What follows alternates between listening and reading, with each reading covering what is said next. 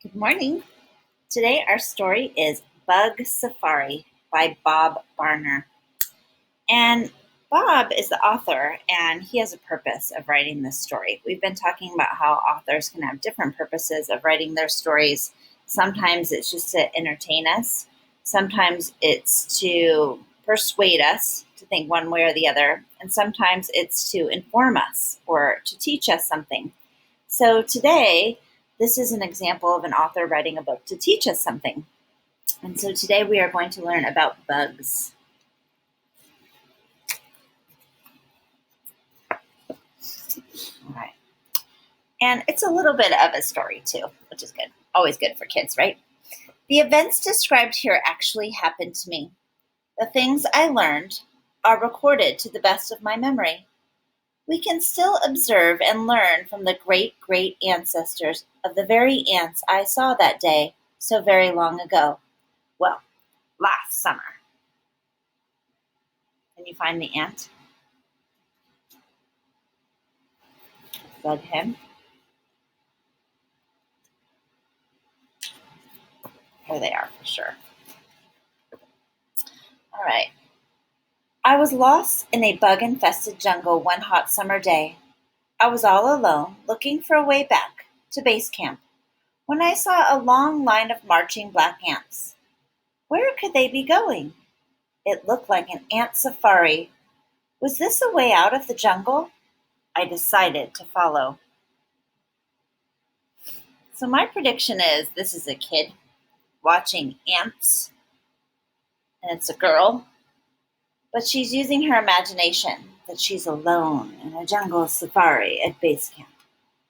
Well, maybe she is, but that's just my prediction. We'll see if I'm right. In all of my travels, I had never seen anything like the ant safari.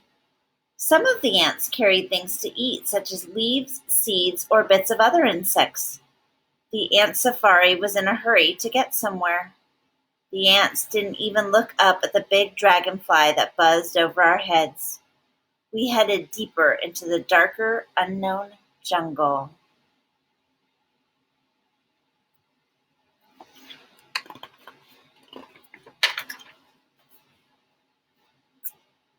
I crawled over rocks and through mud. I had to find out where the ants were going.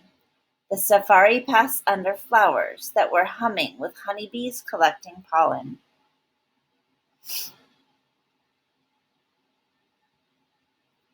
I see a pencil here. Do you think she's taking notes on what she sees? Sometimes scientists do that, right? They draw pictures or they take notes. I was measuring one of the ants with my ruler when the other ant zoomed past me and a slow-moving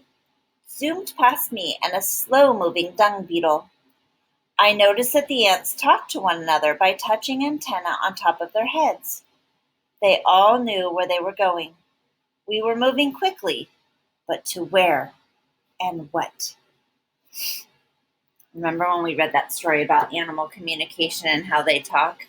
That's how ants talk, right? Their antenna. Uh-oh, this looks like trouble to me. Then I saw them up ahead, red ants. The black ants were fighting them. The tiny red ants were fierce and bit black ants. The black ants stood their ground and battled for several minutes until the outnumbered red ants finally ran away. One of the black ants took charge. I called in the general. The wounded were treated, and the safari continued. Excuse me. So even though the red ants were fierce, there was more black ants. They outnumbered them. I was baking in the sun. I had a drink from my canteen. Just one sip left.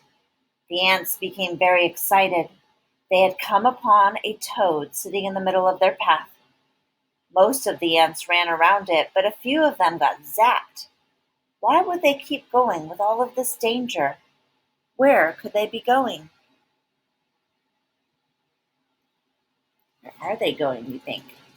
Maybe like a picnic? not read this story. Picnic in the jungle. I don't know. Then I saw it, a giant green mantis in the bush above the ants. One of the ants was plucked up and eaten, but all of the others marched ahead. They passed under the sticky spider webs, spotted beetles, and noisy crickets that made a chirping noise as we passed by.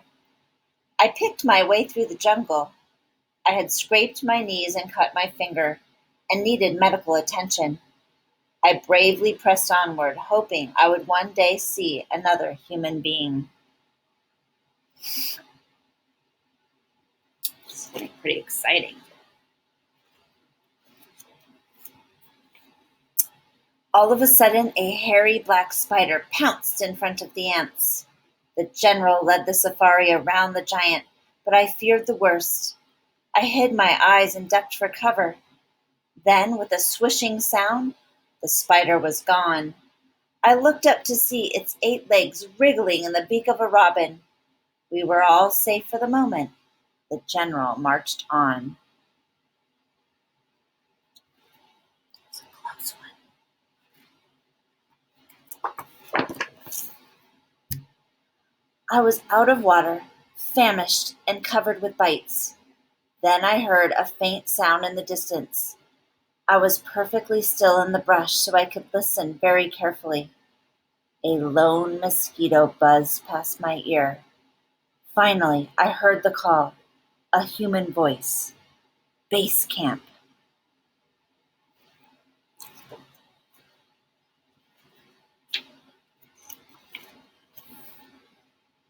Lunch was ready. To my surprise, I discovered where the ants were going.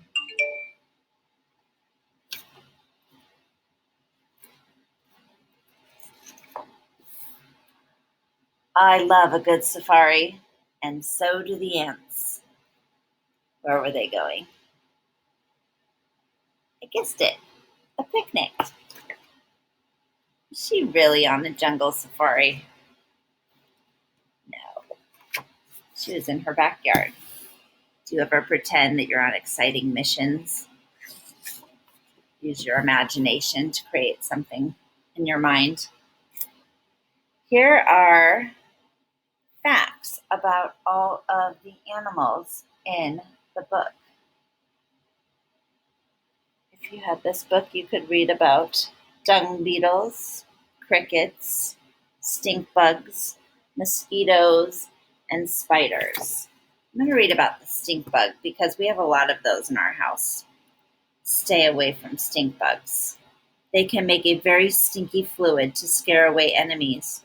The strong smell can stain your skin or even cause a headache.